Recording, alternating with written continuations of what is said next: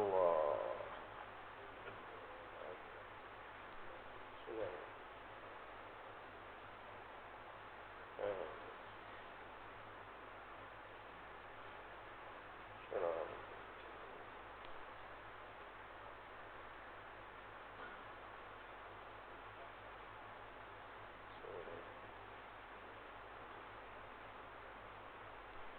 Allah.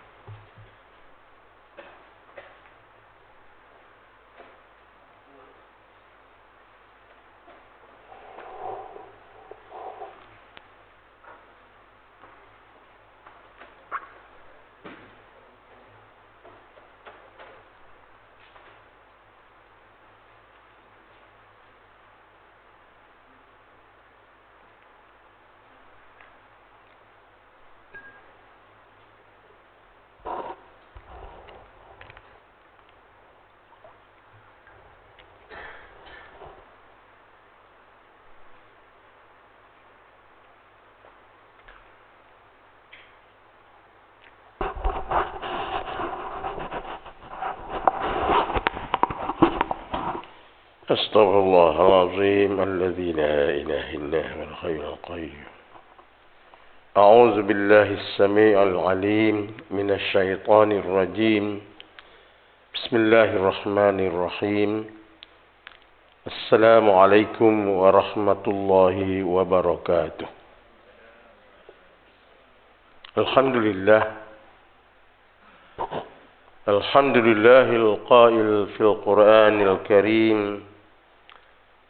قل أوحي إلي أنه استمع نفر من الجن فقالوا إنا سمعنا قرآنا عجبا يهدي إلى الرشد فآمنا به ولن نشرك بربنا أحدا وأنه تعالى جد ربنا ما اتخذ صاحبة ولا ولدا. وقال تعالى أيضا: وأنا لمسنا السماء فوجدناها ملئت حرسا شديدا وشهبا. صدق الله العظيم. اللهم رب اشرح لي صدري ويسر لي أمري واحلل عقدة من لساني يفقه قولي اللهم رب يسر ولا تعسر وتمم بالخير يا أرحم الراحمين صدق الله العظيم.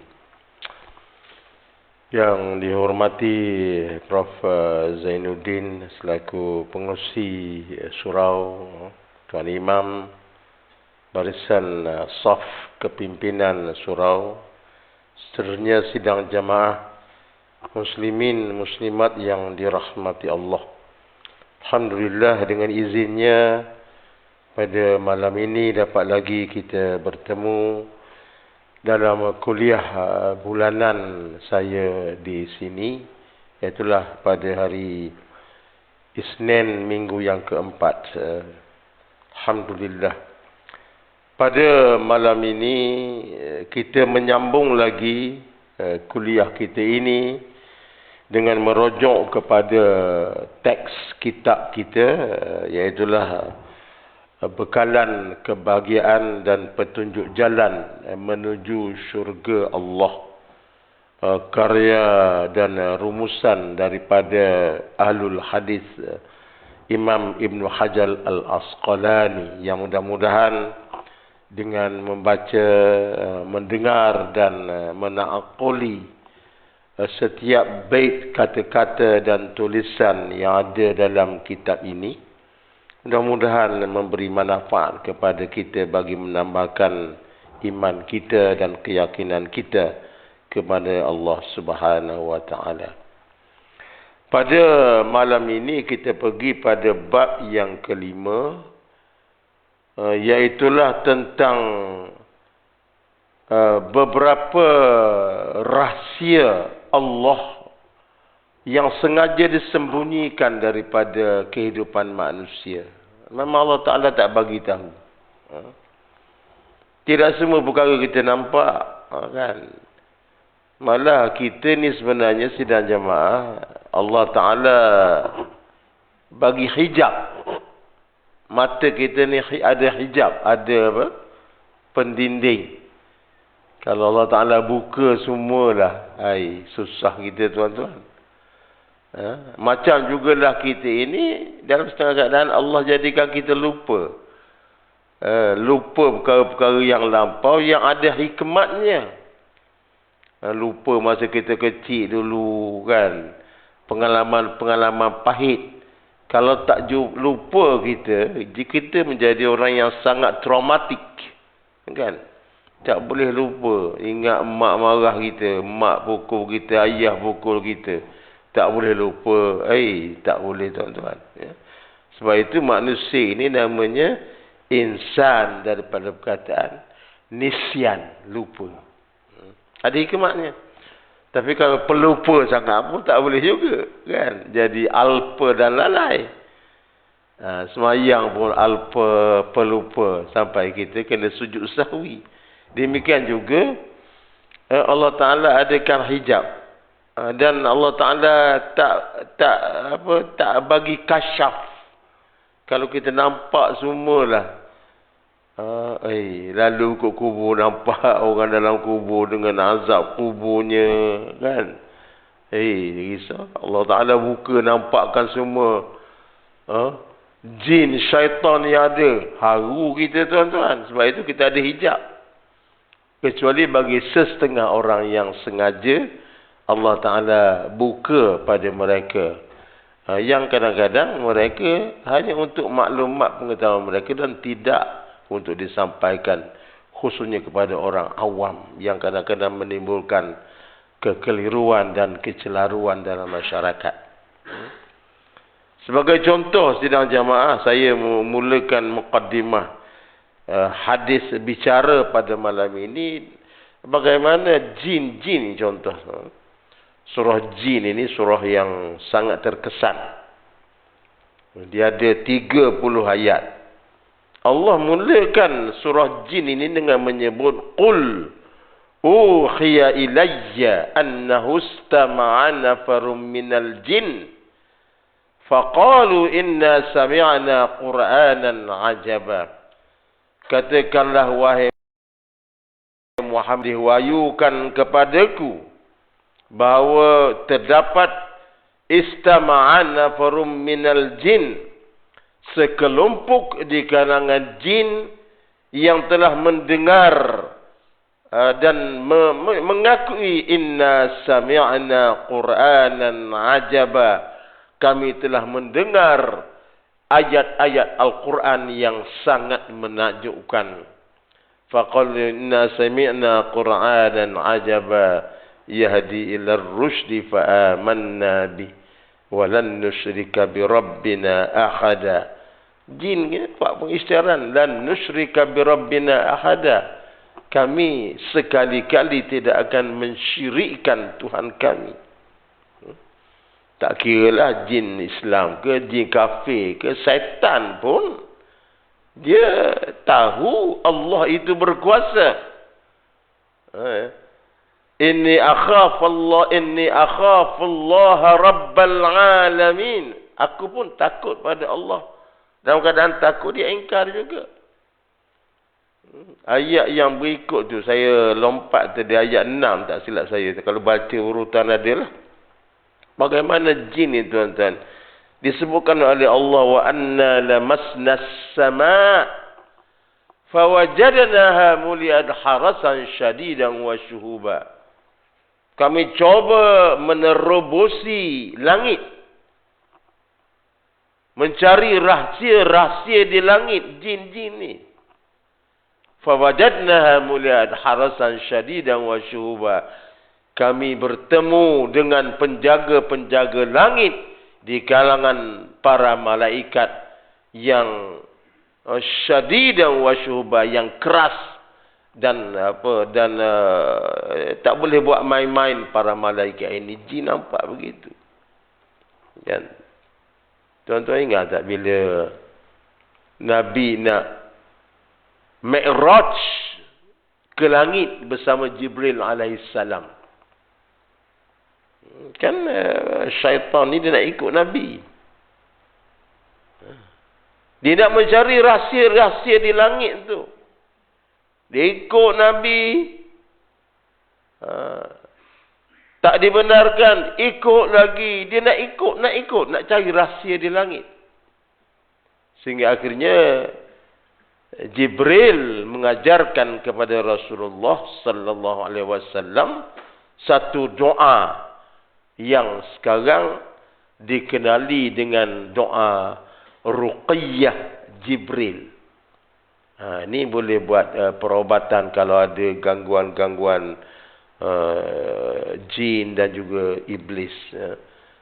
Dalam Ruqiyah yang terkenal itu, a'udzu biwajhillahil karim wa bikalimatillahi tammatil lati la yujawizuhunna barrun wala fajir min syarri ma yanzilu minas sama' wa min syarri ma ya'ruju fiha wa min syarri ma zara minha, sampailah ke akhir Ruqiyah tadi itu. Jadi adalah banyak benda-benda yang sengaja dirahsiakan oleh Allah Subhanahu wa taala, seperti mana yang dinukil dan ditausiahkan oleh Amirul Mukminin, Khalifah Islam yang kedua, iaitu Sayyidina Umar ibn al-Khattab. Apa kata Sayyidina Umar? Kita dengar dan insya-Allah mudah-mudahan meningkatkan iman kita. Innallaha katama sittatun fi sittah. Allah merahsiakan 6 perkara pada 6 perkara. Allah tak tunjuk. Apa dia? Pertama disebutkan oleh Sayyidina Umar, katmur ridha fi ta'atih wa katmul ghadab fi ma'siyatih wa katmu lailatul qadri fi syahri Ramadan wa katmu awliya'uhu fi ma bainan nas wa katmul mauti fil umri wa katmus salatil wusta fis salawati. InsyaAllah kita tengoklah apa dia 6 perkara ni. Yang pertama, kata Sayyidina Umar, katmur ridha fi ta'ati. Allah merahsiakan bila masanya hambanya mendapat redha Allah apabila hambanya mentaati Allah. Belum tentu orang yang buat amal ibadah, apatah lagi kalau ada unsur riya, ada unsur ujub, ada unsur memperlekehkan orang lain, mencari salah orang lain. Bila taat pada Allah, belum tentu kita mendapat redha Allah. Sebab itu bila beribadat tuan-tuan, bila mentaati Allah ini, yang pertama hati kita kena ikhlas sungguh-sungguh. Aku nak ya Allah, yang aku dambakan ialah redha-Mu ya Allah. Taat pada Allah, taat pada Rasul. Apa caranya yang Nabi katakan? Jelas tu. Dalam hadis yang masyhur dan sahih, ma amartukum bihi fakhudhu wa ma nahaitukum anhu fantahu. Apa yang aku suruh, buat. Apa yang aku larang, tinggal. Jangan banyak takwil. Adalah hikmat boleh gali kemudian. Tapi apa yang aku suruh buat. Bila diperintahkan solat, diperintahkan puasa, diperintahkan haji, diperintahkan apa saja tuntutan dalam agama, buat je. Apa yang aku larang, tinggal. Diharamkan judi, diharamkan arak, diharamkan zina, diharamkan hubungan sejenis, apa saja yang haram, tinggal.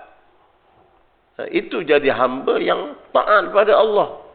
Tak banyak takwil. Kenapa tak boleh minum arak? Kalau orang sejuk nak buat obat arak, boleh ke tak? Banyak takwil. Kenapa tak boleh makan daging babi? Ada orang kata, sebab makan daging babi ni banyak penyakit. Dia takwil pula. Dia kata orang makan babi, gemuk-gemuk pun macam babi. Banyak takwil. Kan? Kajian dia buat. Orang makan daging babi, tuan-tuan, dia ada penyakit, dia boleh keluar ulat daripada muka dia. Saya bila mengajar kitab Fadilatul Syekh Dr. Yusuf Qardawi itu halal haram dalam Islam. Kenapa diharamkan babi? Kenapa diharamkan zina? Jelas. Itu maqasid syariah. Jadi bila kita taat pada Allah, jangan banyak takwil. Buat. Sepatah sekali lagi Sayyidina Umar ni. Sayyidina Umar ni satu orang yang dia bukan ikut membuta tuli. Dia kadang-kadang dia kritikal. Kadang-kadang dia agak vokal. Dalam sejarah kan kita tahu kan Sayyidina Umar, Sayyidina Abu Bakar ni sifat dia sami'na wa ata'na, tak banyak soal. Sampai digelar As-Siddiq. Kan? Wallah, apa saja yang kau bicarakan. Bila Nabi balik Isra' Mi'raj kan, Nabi cerita Abu Bakar tak banyak takwil. Kalau inilah kata-katamu wahai Rasulullah, aku percaya. Saddaqtu. Amantu bika. Aku percaya. Itu yang digelarkan As-Siddiq. Itu Sayyidina Abu Bakar. Tapi Sayyidina Umar dia agak kritikal. Satu ketika Sayyidina Umar bila dia tawaf di Kaabah.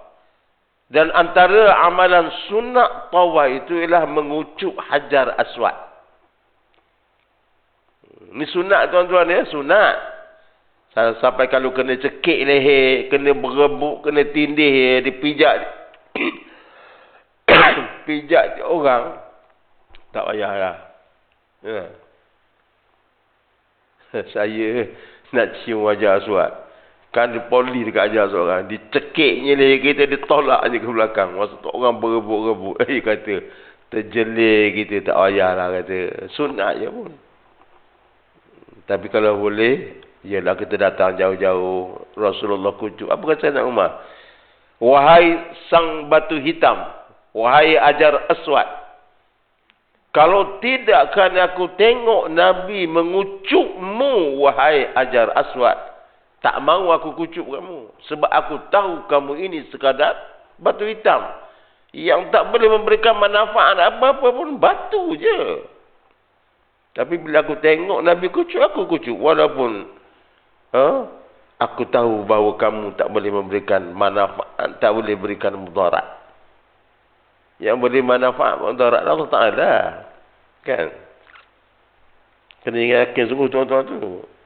Itu yang saya dah syarahkan dulu kan. Ayat 7 tu.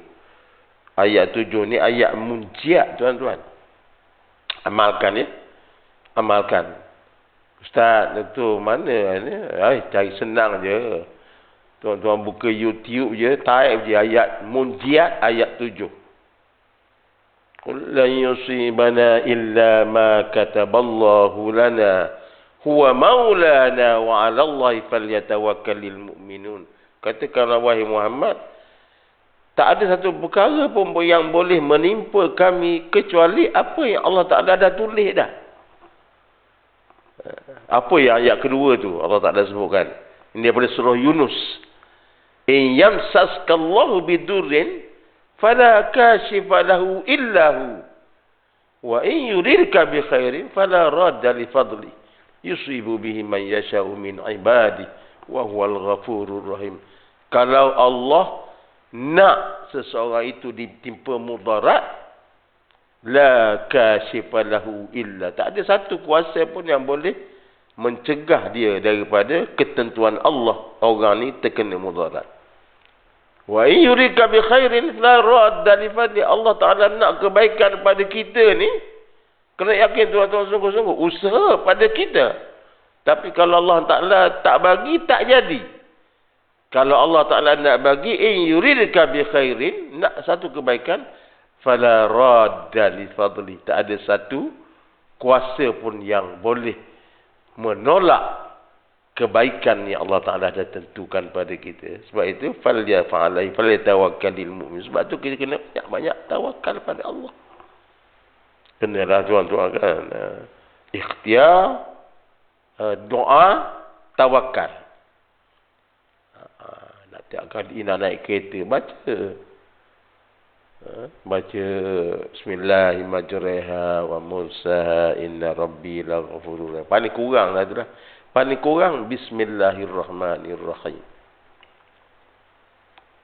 Satu orang ustaz saya tengok lah, dia kata amalkanlah tuan-tuan, rumah kita ni nak masuk rumah, kalau rumah kita ni nak kita elakkan diri kita daripada gangguan jin. Itu hadis sahih itu, Nabi kata baca 3 qul sebelum tidur. Tapi paling kurang, paling pendek, baca Bismillahirrahmanirrahim. Langkah kaki kanan masuk Bismillahirrahmanirrahim. Sebab jin-jin ni kadang-kadang dia mengganggu tuan-tuan, jangan main. Bukan sebarangan.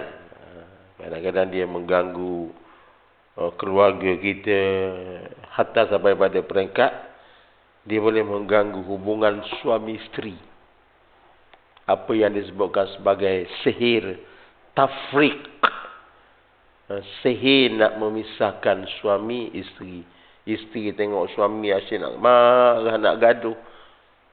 Suami tengok isteri macam nampak hodoh, nampak benci je. Itu rumah tangga panas.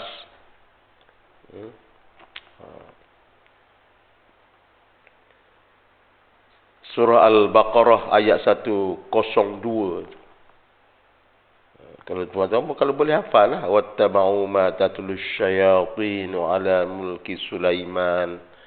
Wa ma kafara Sulaiman walakinna syayatina kafaru yu'allimuna an-nasa sihr. Syaitan ini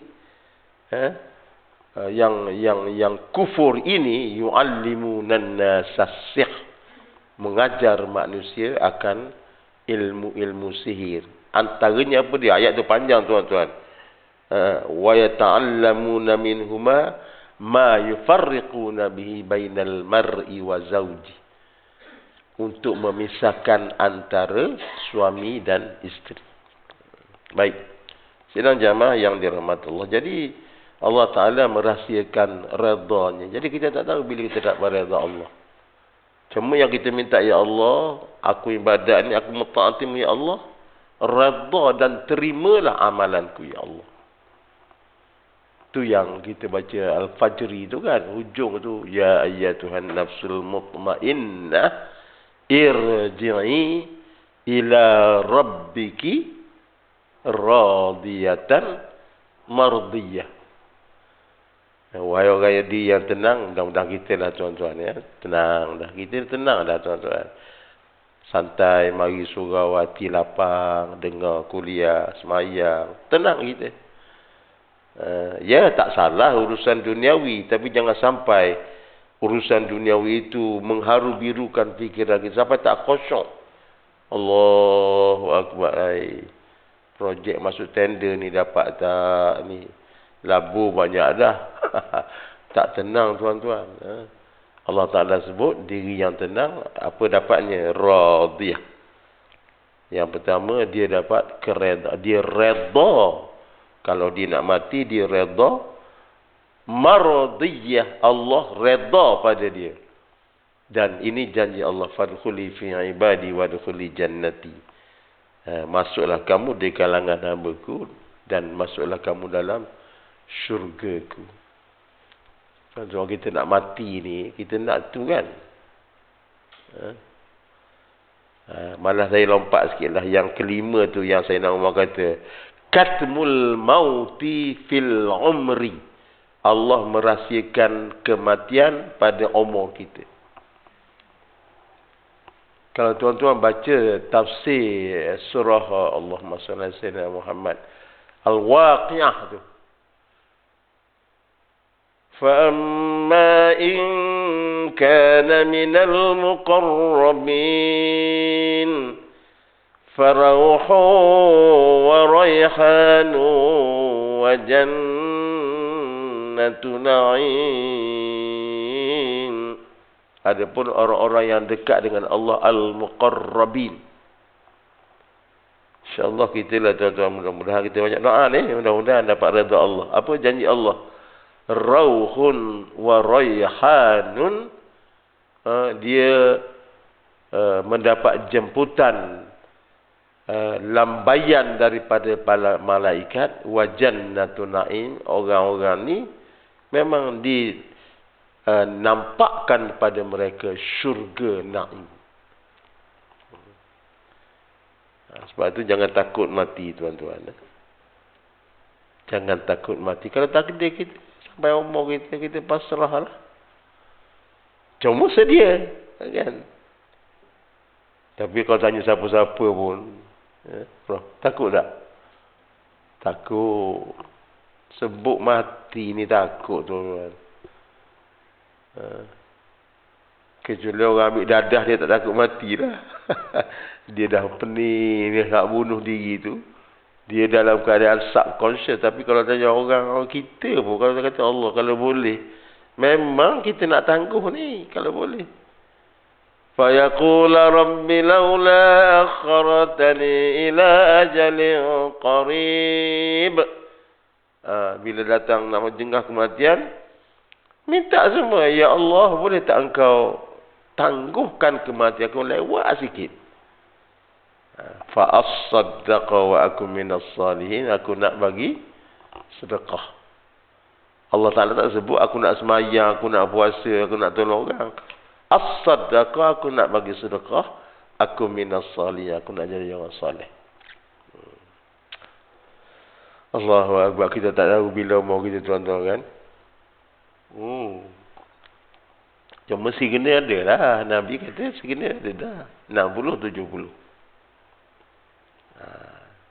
Jadi saya tengok-tengok dalam surau kita ni, otai-otai semua ni, sampai dah kita ni at any time, kata orang. Bila-bila masa, get ready lah. Ya. Yang pertama syukur tuan-tuan, kita cecah 70. 69. Saya semalam kuliah subuh, satu orang ustaz mengajar Selong-Sorong. Dia kata, apa, doktor umur berapa? Saya kata dekat-dekat 7 lah. Lepas tu anda baru 50 lebih doktor. Oh, kata saya lebih pada anda. Pasal apa? Saya cecah 70. Anda belum tentu dapat 70 lagi. Saya seluruh-seluruh. Jadi yang pertama tuan tu syukurlah kita ni. Ya. Allah Ta'ala beri nikmat. Sihat. Allah penting. Saya 2 minggu lepas kena COVID. Saya jemput, tak jemput ramai, saya jemput yang pimpinan surau lah ke rumah saya buat akikah cucu. Ramai datang lah. Saya datang tak tahu tuan-tuan. Sebab tu tuan-tuan saya ngajar saya tak pakai lah. Pakai ni tuan-tuan. Jangan tak pakai ni. COVID masih ada. Di Italy puluhan ribu lagi yang newly affected by the COVID virus. Walaupun kata Omicron is not as tak macam yang dulu tu Delta tu, tapi masih ada. Bila kena tu, tuan-tuan, kena kuarantin seminggu kat bilik ni, separuh gila tuan-tuan. Ya. Saya dah bayang kita kuarantin kat rumah. Separuh gila nak keluar pun makanan orang ulu buka ikut tingkap ni. Sebab tu kalau tak tahulah kalau orang masuk penjara ni, jangan main-main tuan-tuan. Kena pula aku bukan kejap-kejap. Main kena pula 12 tahun. Mudah-mudahan kita doa apa pun kita doa yang terbaik lah. Ada jasa, main banyak jasa. Sekarang timbul tu buat mubahalah buat dah kat masjid. Saya diminta mengajar, boleh tak mubahalah insya-Allah malam besok. Saya ada kuliah di satu masjid tu, insya-Allah saya study dah tadi tu, tengok boleh tak boleh. Itu bab mubahalah lain lah. Jangan nak beritahu kalau kena 12. Tak tuan-tuan. Jangan main. Kita kena kuarantin seminggu pun dah pening kepala tuan-tuan. Jadi balik semula kepada isu utama tadi tu. Saya nak sebutkan tak boleh bagi muslimat. Tapi kalau tak kena lah. Cuma soal umur tadi. Bila itu ada hikmat tuan-tuan. Sebab ada orang yang bukan apa pun sak nafas je. Sak nafas payah. Heart breathing. Ada kawan juga saya pergi main golf kat Kuching. Kena balik kena. Saya kata, Ji, pasal apa? Dia kata, saya, doktor, kat airport tu, saya tak pakai topeng. Akhirnya tak pakai mask ni, saya nak semayang kat surau. Kapek ni, saya tak tahu kapek sejadah siapa, saya semayang. Barangkali daripada situ kena. Sebab kawan saya pergi sekali, tak kena. Ini bahagian masing-masing, tuan-tuan. Jadi balik semula tadi, yang pertama saya nama kata, redha Allah pada ketaatan padanya. Allah merahsiakan kematian pada umur kita. Kita bukan macam zaman dulu tuan-tuan. Zaman Nabi Nuh, Quran sebut 1000 tahun kecuali ni. Alfasanatin illa khamsin. 1000 tahun kecuali 50. Umur umat Nabi Nuh, dakwah Nabi Nuh tu 950 tahun. Tak macam sekarang. Baik. Ketiga, katmul ghadab fi ma'siyati. Allah merahsiakan kemurkaan Allah apabila umatnya buat maksiat. Saya nak kata tak macam zaman umat-umat dulu. Umat-umat dulu buat maksiat semerta azab Allah. Bacalah kisah Firaun. Musa berdakwah engkar. Ana Rabbi, akulah Tuhan kamu. Sehingga akhirnya kita pun tahu cerita kan. Bila dia kejar Nabi Musa dan kaum Bani Israel yang Islam tu entah Laut Merah, terus ditenggelamkan dalam Laut Merah. Itu Firaun. Kaum Ad, Samud, bila buat maksiat, datang banjir, ribut pasir. Yang Allah Ta'ala sebutkan iramazatil imadil lati lam yukhlaq misluha fil bilad wasamud allazi najabu as-sakhra bil wad wa fir'auna zil autad allazina taghaw fil bilad fa aktsaru fiha al fasad fasabba alaihim rabbuka sawta azab inna rabbaka labil mirsad. Al-Fajri, muqaddimah Al-Fajri itu cerita sama Firaun yang buat dia punya tamadun yang hebat. Ada iramazatil imad, bangunan-bangunan dulu disebutkan mereka mendirikan bangunan-bangunan dengan tiang-tiang yang tinggi. Kesannya masih ada sekarang, tuan-tuan. Di mana, tuan-tuan? Di satu tempat yang namanya Petra di Jordan. Saya dah pergi tempat itu, tuan-tuan, dengan izin lah. Dia tebuk bukit, dia pahat bukit, tapi nak sampai Petra tu, mula-mula pak kereta tak boleh sampai kenderaan. Naik kuda. Pasal apa celah-celah apa bukit tu kita menyorok bawah masuk gua nak sampai ke Petra World tu. Memang kagum kita dengan civilization kaum Ad Samud ni. Dia pahat bukit tu ada tiang-tiang tinggi, iramazatil imad. Tapi semuanya dihancurkan oleh Allah apabila bangsa ini ingkar dan kufur kepada Allah Subhanahu wa taala. Dulu.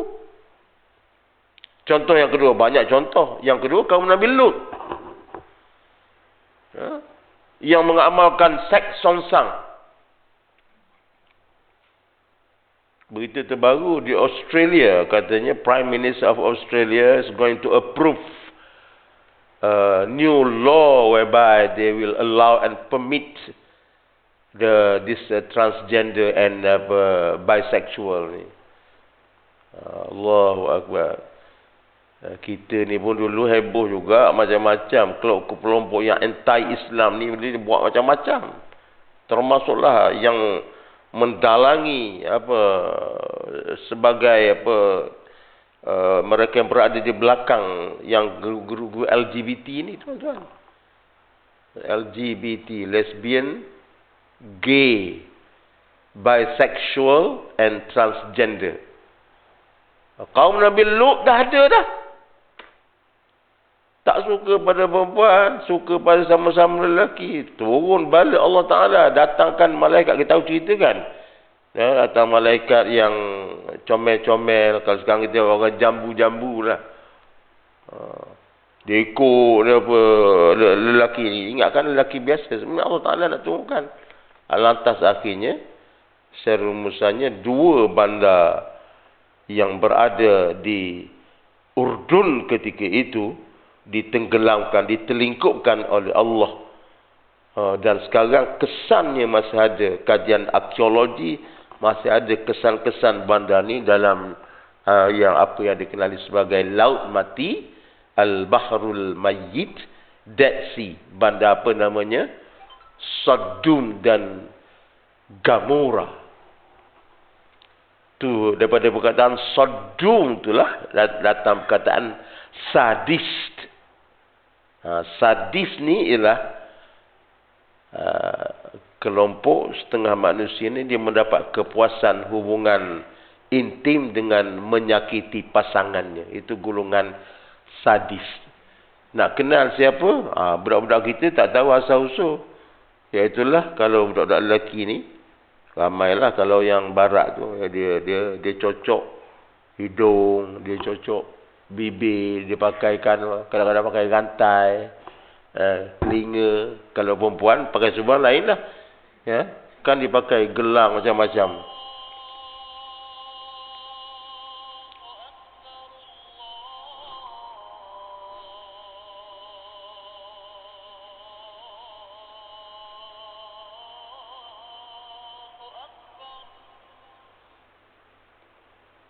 Baik. Itu jadi kita bimbang. Kalau kita biarkan maksiat, datang murka Allah. Mudah-mudahan tidaklah. Boleh kita sikit lagi Prof insya-Allah. Yang ketiga. Yang keempat, Allah merahsiakan malam Lailatul Qadar pada bulan Ramadan. Kita pun tahulah. Saya tak nak syarah panjang masa mencemburui kita. Yang sangat menarik ni, iaitulah yang kelima dan keenam. Allah Ta'ala disebutkan Sayyidina Umar, katmu awliyaihi fima bainan nas. Allah merahsiakan wali-wali Allah di kalangan manusia. Siapa wali Allah? Orang yang banyak beribadat kepada Allah. Kalau zaman Nabi ada Ahlus Suffah. Ada satu tempat, kalau tuan-tuan pergi Masjid Nabawi pun masih ada kesan tempat Ahlus Suffah. Dia tak ada kerja dunia, tak ada. Dia memang kerjanya golongan sufi ni. Termasuklah Abu Zar Al-Ghifari, Salman Al-Farisi. Ada 12 orang yang dinamakan sebagai Ahlus Suffah. Dia banyak zikir, banyak doa. Nabi sebut dalam satu hadis, dia kata, akan ada di kalangan kamu, kalau kamu tengok mereka ini orang biasa-biasa, pakaiannya tidak menampakkan orang hebat. Kadang-kadang pakaiannya lusuh, pakaiannya kusut masai. Tapi apabila orang ini berdoa, maka doanya segera dimustajabkan oleh Allah SWT. Itulah dia kata Rasulullah sallallahu alaihi wasallam, kelompok wali-wali Allah. Zaman tabi'in, Muhammad Al-Makhtum namanya. Dia dibayarkan dan ini diulas oleh Imam Nawawi. Kata Syekh ni, dia kata, kami berada di Masjid Nabawi, di ketika itu kemarau panjang. Ini cerita benar ni. Ada dalam kitab. Kami berdoa tapi hujan tak turun. Tiba-tiba di sebalik tiang-tiang dalam Masjid Nabawi itu, saya melihat satu orang manusia yang pakaiannya biasa, dia kusuk masai, dan dia menadahkan tangan pada Allah, ya Rabb aghithna, ya Allah, turunkan hujan. Dan kata Muhammad Al-Makhtumi tadi, tiba-tiba hujan turun. Dan orang ni kata, ya Allah, syukur padamu, ya Allah, engkau mustajabkan doaku. Dan kata sahabatnya tabi'in, dia kata, aku yakin inilah wali-waliullah yang doanya segera dimustajabkan. Kadang-kadang kita ni doa lambat, Allah Ta'ala tak makbulkan semerta kan. Kadang-kadang ambil masa, Allah Ta'ala tangguhkan. Tapi wali-wali ni segera begitu. Kadang-kadang benda-benda yang karamah berlaku pada wali-wali Allah. Ringkas cerita ni masyhur tuan. Satu orang tuan guru di Melaka. Saya ceritakan ringkas. Dia pergi mengajar. Dia pergi mengajar malam, naik kereta, potong sagar masa tu lah, tahun 80-an. 3 orang sahabat dia ikut tu guru tadi lah. Sampai tepi jalan, tepi sungai, minyak habis. Minyak habis, nak hidup macam mana kereta tuan-tuan?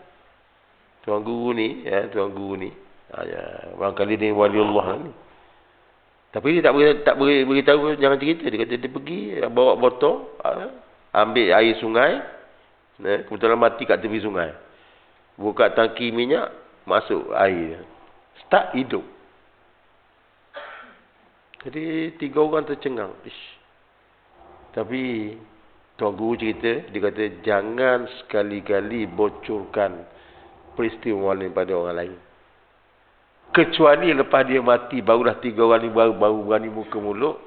Kami mengalami sendiri kelebihan yang Allah Ta'ala beri pada tuan guru ni. Barangkali kerana banyak ibadat dan keikhlasan dia, menukarkan minyak, air sungai jadi minyak dalam kereta.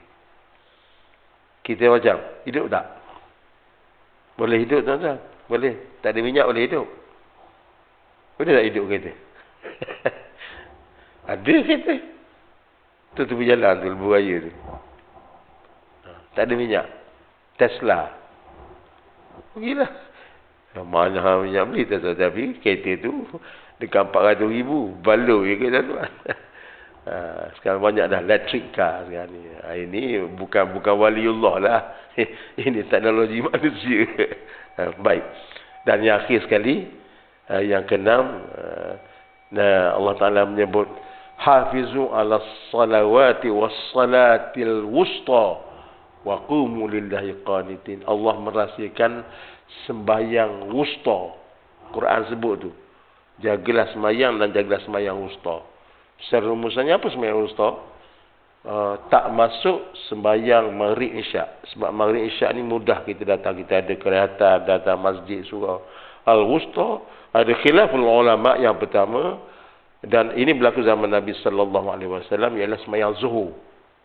Zuhur ni wusta pertengahan. Pasal apa? Tengah antara subuh sampai maghrib, zuhur tengah. Payah pasal apa? Kalau di Mekah tuan-tuan, memang betul pun. Kalau tak kena kuat iman kita, orang tak pergi sembahyang masjid. Zaman Nabi, tak ramai sahabat datang. Pasal apa? Kepanasan yang teramat sangat. Satu. Yang kedua, al-wusta juga, para ulama al-mufassirin bersetuju bahawa ialah sembahyang subuh. Pasal apa? Payah. Subuh ni 2 rakaat je, tapi nak bangun jihad tuan-tuan. Oi, kalau tak kuat iman. Tapi Alhamdulillah, sekarang ni saya percaya surau kita ni ramai kan, sembahyang subuh. Alhamdulillah. Kalau surau jemaah saya ni 3 sah. 3 sah tuan-tuan, 1 sah bukan 40 orang, 100 orang subuh. Oh, nak dapat 100 orang sembahyang subuh. Maghrib biasalah 4 sah 5 sah. Al-wusta subuh. Yang ketiga, mufassirin bersetuju bahawa al-wusta itu juga ialah sembahyang asar. Pasal apa? Payah. Asar ni bukan payah sangat, 4 rakaat biasalah. Tapi masa itulah godaan, cobaannya.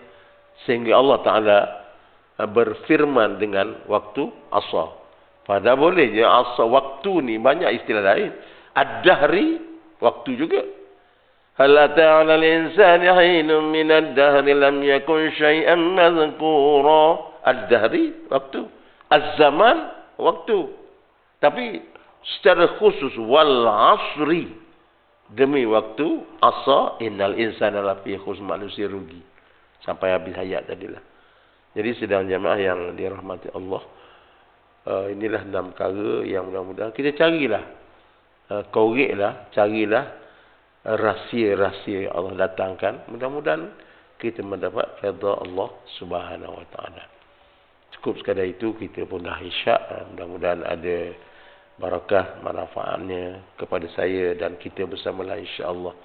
Dan siapa-siapa yang saya tahu ada Facebook ni, kita ada Facebook. Mudah-mudahan yang mengikuti kuliah dalam Facebook, kalau tak sekarang pun, maknanya boleh buka kemudian. Ada manfaatnya untuk kita meningkatkan ilmu kita. Wallahu ta'ala alam. Pun ampun dan maaf salah silap. Aqulu qawli hadza wa astaghfirullahal azim li wa lakum. Wassalamu alaikum warahmatullahi wabarakatuh.